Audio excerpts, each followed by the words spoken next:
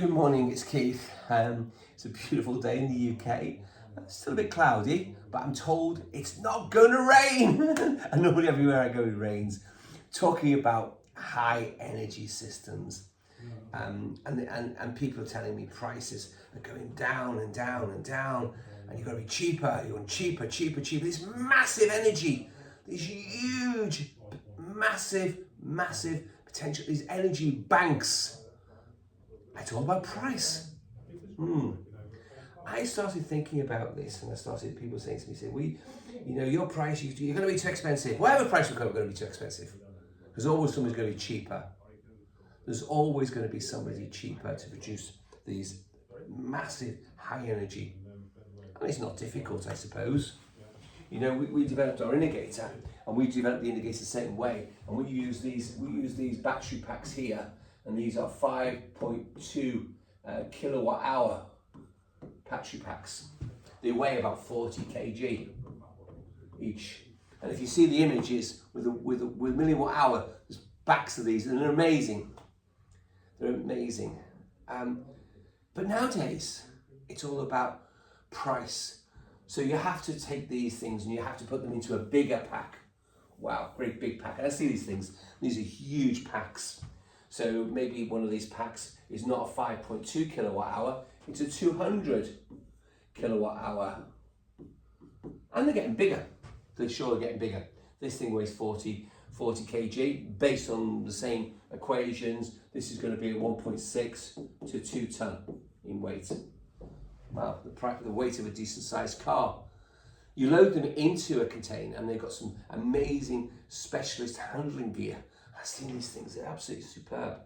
And they go into the factories and they lift them up with these hydraulic jacks, and they level them off. This massive machine gets them into it, crams them in, rams them into the container. And it's all about density. How much can you get into that container? High density, because the more you get in, the more you can cram in, the price can drop. And so they use liquid cooling systems that flow through the batteries to keep them cool because they're so high density. I often wonder, you're on a site somewhere, maybe in the middle of the desert, maybe out in the sticks, 1,000 miles from nowhere, maybe in the middle of a housing estate, I don't know. And within this massive, densely populated battery, a single cell fails. One cell fails because there's lots and lots of cells inside. So it's not like, oh yeah, just go swap cell 75 or 751, just take it out, put a new one in. You can't swap it because you've got to remove this massive pack, the weight of a decent sized family car, out of it. How are you going to do it? Well, somebody said, well, we'll get a specialist forklift truck, and the forklift truck will come in and it'll come and we'll tie ropes in and we'll drag it out. Well, I'm not a mechanical engineer, I'm an electrical engineer. And I wonder how. My view, if it happened to me, and God forbid, because I don't really want to promote this type of technology using these massive packs, I would think you would have to bring the pack back to a service centre. Possibly if there's a service centre in the country, you'd have to go and hire a crane. You'd load it onto a crane. Hopefully you've got a spare unit there that you can deliver down there. Very expensive. Load it onto your truck, get it onto the truck, get it to your service centre, or get it onto a ship, if a ship will take it with a faulty cell. That's another problem. So if it'll take it, if not, you've got a problem. You have a real problem. I'm sure you can then hire or you can ship over specialist handling equipment and eventually get it to, and then maybe you'll eventually sort it out. Very expensive, but you'll do it. So what's the chance of this actually failing? So we know, because we sell batteries, we sell lots of these batteries, and our failure rate is very, very good. Our failure rate on this is 0.005%. Wow, it's really, really low. Some people say 1% is good, but we are not 1%. We are extremely low. Our failure. In fact, my mathematics I've missed a zero.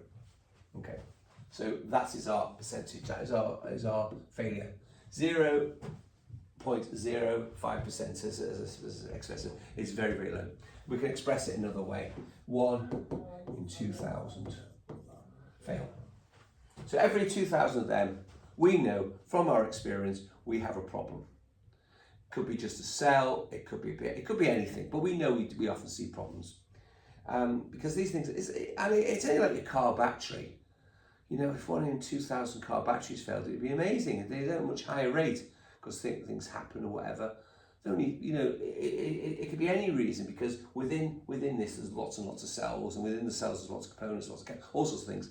It does happen. We accept that, and we will exchange it and whatever. It's all nice and simple because it's a fairly small unit. It can pick up, put a new one in. Sparky can carry spare ones in the back of the van, so it's fairly easy. And the chances are, you know, 1 in 2,000 houses is very, very small. But when you put it into an indicator, one of a 1 megawatt, so 1 megawatt indicator, it has 192 of these packs in. So it's 192 of these packs. So we're now talking about, from this figure, the ratio to actually cause a failure is increased a lot by 192 times. So in fact, it moves to about 10%. For a 1 megawatt, there's a 10% chance of it failing during its lifetime, of a cell failing. Well, it's still pretty low. 1 in 10 may have a problem. So we can supply a spare battery and you can take it out and put it back in. Job done. Simple as, fully serviceable. But suppose you've got one of these mega units here, these big beasts. And supposing we now, because we've got lots in the container, so we're talking about 5 megawatt, and I don't know why my pen changes colour, but it looks changing colour. We're talking about 5 megawatt. So what's the chance of it failing? Well, I can tell you it's 50%. So 1 in 2 of a 5 megawatt pack will fail.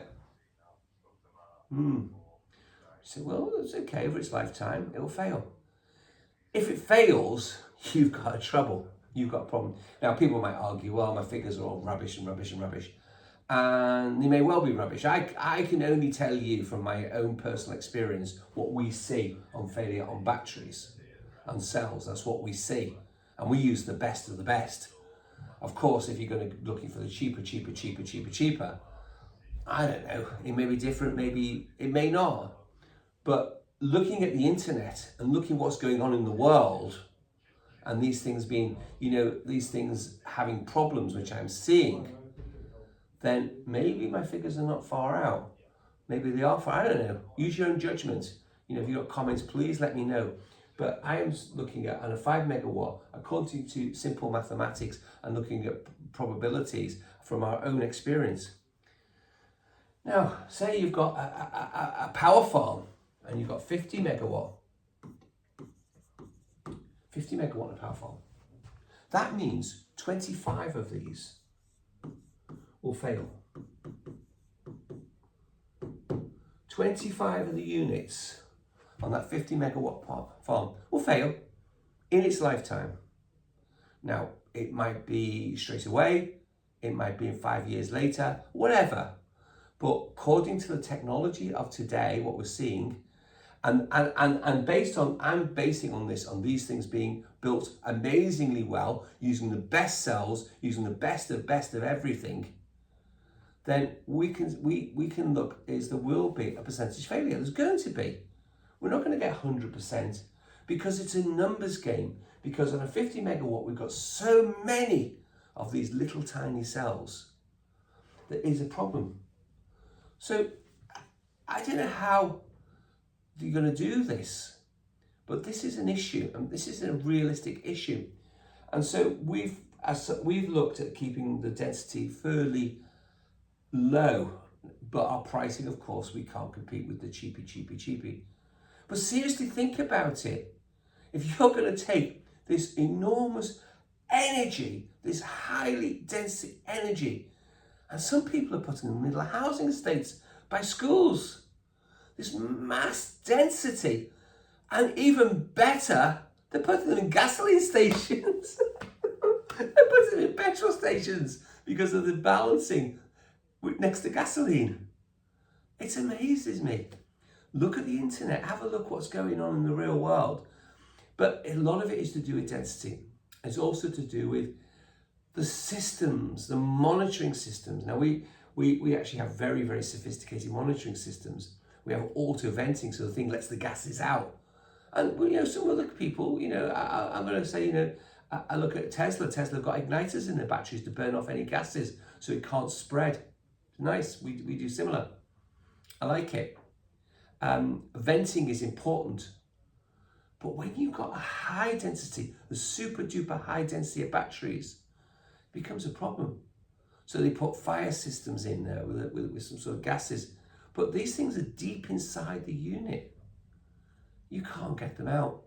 And there is some very interesting videos, and I've seen them, they're horrendous, where they're having to shut down schools, housing estates, firemen getting burnt, because, and somebody actually put in, well, we don't know what we don't know because we don't know what's going to happen. Well, that's true. So let's play safe.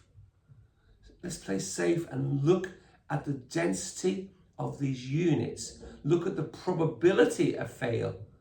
And it's not all about buying a unit that you can cram as many batteries as possible. You want a product that's can be serviced in the field, and it can be repaired in the field. If it's in a mining area, it's in a mine, it's in the middle of the house. You want it safe. You want to ensure those safety systems, the distance and the cells, distance of the battery packs are sufficient apart, so it's not going to cause boom, boom, boom, boom. You don't want high density bombs, whatever is that word, to go up and cause a problem. So think about it. You're going to spend, you know, people are going to spend, you know, they say, right, okay, if you look at a container, it's 300 US dollars for 1 megawatt. And you say, well, I can get it for 100. So I save 200. You've got your installation cost, you've got your commissioning cost, and everything else. Everyone all goes out, got money in their pocket, make a little bit of money. But when it goes wrong, the costs are horrendous. And that's the reason why these super duper high density batteries, and people might think I'm an idiot and argue, but personally, I think it's not a good idea. I think super high density flow batteries or other type of technology, maybe technology is the future and maybe things will change. But the technology we have today, my personal opinion, I think is a problem. And so we will keep to the low density packages. Pricing is not the cheapest of the cheap because it's mathematical, because you've got lots of boxes and lots of things going on. And you've got automatic venting, you've got gas detection, you've got all the different things. And if you have, God forbid, if a cell fails, because, you know, there's lots of videos explaining what happens when you've got a string of cells. And I'll draw them as batteries, as the old-fashioned batteries like this. You've got a string of cells. They're all connected to each other. And across it gives myself a voltage. But I may have, and I've got control gear, I've got all sorts of monitoring, and on each lot I've got temperature monitoring, everything else. But sometimes what can happen is within the cell, deep, one of these cells fail. And it will go open circuit, OC. So when it goes open circuit, now there's obviously lots more in it, but if my voltage across here is say 500 volt, and one cell goes open circuit, what do you reckon the voltage across that cell is? Here, the resistance. Well, I'll tell you, the voltage here will be 500 volt. That cell now is seeing 500 volt. That's what caused the failure. This will cause this to heat, vent, poof, in flames. But when it does, it heats the next one, and that's what caused it. So if you've got a unit which is in one unit, and you've got fire systems, it's easy to control because you've only got one battery pack and the chances are much lower. But if you've got this deep inside this enormous energy pack, deep inside, and this happens deep inside, you've got your monitoring, your computers, this, that, and the other doing all this. But what are you going to do about it? Well, you know, I'm reading the videos, looking at the videos online with horror, because it is a problem. It is a problem. So I want to do the video to explain to people, look at the differences, look at the density of the batteries, look at the serviceability. You know, people will say, but our failure is this, our failure is this, our failure is this. I can only tell you our true figures. This is what we experience. And we use the creme de la creme. We use the best of the best cells. Of course, using other cells may have problems. But there's another thing that's coming along now. The C rating. Use C rating in different ways, whether you're referring to lead acid or whether you're referring to lithium. But generally, we have C 0.25, C 0.5, C 1. That means a C1 battery means you can fully charge and fully discharge this enormous container in 1 hour. This means 2 hours, this means 4 hours. So this is a 4-hour device, 2-hour device, 1-hour device. Mathematics are thinking, if I'm buying, well, I've got a C. What cells do you use? Either C.5. Well, can I have C1? Because it can charge and discharge faster. But they forget one thing. When using the difference between here and here is massive. It's not just the cell. It's the cables that go to the cells. It's the connectors. It's the cooling system. It's every system has got to be much heavier, much bigger. And so, my opinion, anybody going greater than C.5 is bonkers, absolutely loco, because you're going to save nothing, because once you move to that, then your cables are twice as thick, your contactors are twice as big, your problems are probably 100 times greater. So I just worry. C.25 is even better. The lower the charge discharge, this means fully charged discharge that massive container in 4 hours. 2 hours. 2 hours is pretty good going. We quoted 2 hours. 1 hour. I would worry. I'm sure there are plenty of manufacturers quoting 1 hour, but I would worry about it. Here's another thing for you to think about. We call it your quiescent power. I'll put Q for quiescent power. P is power. Some people call this idling power, or there's lots of different names for this type of thing. But it is the energy the system is using when it's not doing anything, when it's idling. So this tends to come from the inverters, because the inverters themselves have this quiescent power. And there's two things. There's the quiescent power and there's also the efficiency. Now, there's two types of inverters. So you've got an efficiency, which could be when you're comparing low frequency, so-called low frequency, and high frequency. So it's a little bit like comparing the old low frequencies, the old transformers. Mobile phones nowadays they all use high frequency switch mode power supplies. Many years ago, you used to get a transformer for anything, and it was a low frequency, a heavy transformer. And in fact, in most places, they got banned because of the quiescent power has to be so low, you can't do it with a low frequency transformer. You have to have a high frequency transformer.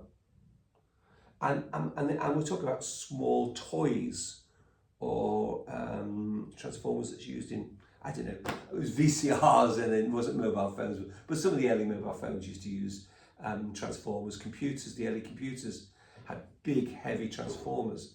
But nowadays, everything is high frequency. Lighting used to have cold cathode tubes, and they used to using transformers, ballasts, and they banned them all. And then they had to be electronic ballasts. It's efficiency, massive amount of saving money.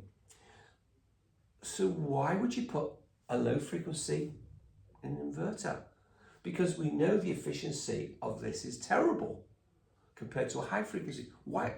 It doesn't make sense. Well, a low frequency is obviously simpler technology, because a low frequency is just a transformer with a simple oscillator, and it connects to the batteries, and that's an inverter. High frequency is a far more complicated product, but your efficiencies are massive on a high frequency, on on a high frequency compared to low frequency. They call you round trip of frequency. So basically your time it charges and your discharges is all going to go through a low frequency. There are arguments with figures or whatever, and without threatening to be sued, I'm not going to put it on, but carefully check your efficiencies, because for sure high frequency is better. So some people say, somebody says, well, but low frequency, you've got to have a transformer because the startup current or whatever. Well, we'll talk about grid stabilization, but so it doesn't matter, because high frequencies all can cope with it. They all can cope with it. They've all got the extension. They've all got everything. They're tested for that. The only difference is your losses. Your losses are massive. So you've got to consider that, because that loss, we may be talking in certain conditions, maybe 10% difference, 10% round trip difference.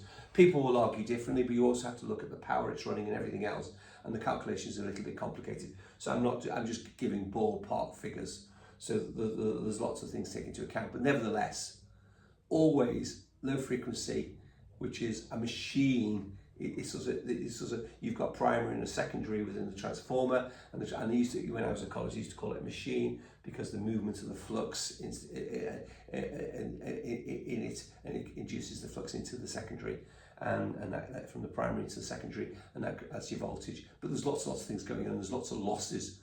There's lots of harmonics. There's all sorts of things happening there. Harmonics is an interesting thing. I'm not going to go through that, but harmonic losses, THD, total harmonic losses, on a low frequency transformer is pretty high. But I'm not going to go into that. Anyway, Q power, quiescent power. So I've seen the worst case I've seen is I saw a machine in because the quiescent power has two parts. One is your inverter, one is your cooling. Maybe some other bits and pieces, but they're your big bits, your inverters and your cooling system. And I saw a machine in Hong Kong. It was only about fairly small. I think it was about 300 kilowatt hour, and its quiescent current, its standby current, was 7 kilowatt. That means it's going to burn 24 hours a day, 7 kilowatt. They used to have to use a generator because of the quiescent power. Now, I can tell you on a Sunsynk, to give you a rough idea, per 100 watts, it's about 100. We're talking about 100 watt per 100 kilowatt quiescent. On the bigger ones, on the older machine, on the current machines now, we may be looking at 80 to 180 watts per 50 kilowatt. But even at that, it's low. It's very, very low.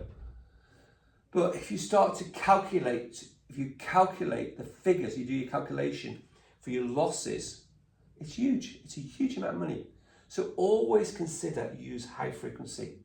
Always look at high frequency rather than low frequency, because you've got this delta. Never even consider it. Low frequency, of course, is cheaper. You can save some money. But high frequency is the future, and your reliability, everything is it's the same. I'm going to say the same, because transformers will last forever. These things, maybe 10, 12, 15 years, I don't know, your life, but it's all changeable, it's all swappable. On a low frequency, your transformer might last forever, but your other part, your circuit, your oscillator, your AC, your DC to AC conversion circuits, have the same. They will last the same. They still use capacitors, so the longevity of that type of circuit will be the same as high frequency, because you've got the same sort of circuits. And low frequency, you put power factor. You're going to have huge capacitors, because it's a transformer, and a transformer has, as everybody knows, massive lagging power factor. So you put great big capacitors in there to get your leading power factor. It all compensates. But if you do the mathematical equation, you do the mathematical modelling. Now, I'm not going to compare, because you need to do it like by like. But if you do your mathematical modelling based on high frequency and low frequency, then the cost is huge. You might save a little bit at the beginning, but certainly within a year or 2 years, your payback is gone. and you're paying for it over and over and over again. So it's something worth considering. Is we just look at the efficiencies. So looking at efficiencies, looking at the inverter construction, looking at serviceability. There's lots of things going on. So I wanted, as an engineer, to set out to produce a product that was reliable, serviceable. You can take it anywhere. And if you see some of our videos when we take them on the most rugged roads and we test these things to death, and that's important. You know, for us, it's still very early days because the container battery solution is early days. But think about what you're looking for. Think about it. And for God's sake, please, if you get nothing out of this video, please, please, please watch the density of these things. Watch the serviceability of these things. Because if this video will help maybe save one person's life, I hope it will, then, you know, and I'm not being negative. I'm not trying to be negative because it is a future. It's definitely a future. But the density needs to be considered. The serviceability needs to be considered. The access points need to be considered. There's lots and lots of things need to be considered. And I think that's important. And even for ourselves, you know, it's a continual work in progress. And I can't say at the moment on a video, but we're making even further changes to improve safety. Because Sunsynk, we wanted to have the best product. You can put it on a ship, put it on a docks, put it in a gasoline station, and it's going to be reliable and it's not going to be a bomb. You put it in the middle of a housing estate. You know, if you want to using power fields, you can do it. Make sure your spacing on your containers are far enough. Make sure your density, your cells inside. Look at your cooling system. Look at your inverter type. Look at lots of things. It's not all about the bottom line price. It's not looking, oh, I want cheaper, cheaper, cheaper, because I'm sure there's lots of companies that will race to the bottom and there's something always cheaper. But that's a short term. And people say, oh, I'm just making excuses, but I'm not. Please look for yourself on the internet. And as I hope this is useful, I'm trying to explain some of the differences and why the Sunsynk is you know, and I am probably biased, but I think the Sunsynk is one of the best systems in the world. And we're not the cheapest. You know, Elon Musk Tesla's not the cheapest. But there's a lot of thought goes into these things. We have got experience. We have produced units. We have got units in the field. And these are real systems, not pictures on a page. They're real systems. And just consider the serviceability. You know, look at how easy it is to access the points, whatever. And that's so important. Look at reliability statistics. So when you're doing your calculations, think about efficiency, total harmonics, reliability. Lots and lots of things to think about. It's not just look at the price, then do your calculation, because things are very different. So I hope it's useful. Thanks for following us. I'll try and do some more. I'm probably going to have loads and loads of people criticising me. But this is my opinion, and I'm going to say it's my own personal opinion as an engineer, not necessarily the opinion of everybody else. This is my opinion as an engineer, as an experienced engineer, and we'll keep doing what we do, producing the best product in the market and working with you guys, and that's what it's all about. Thanks for following.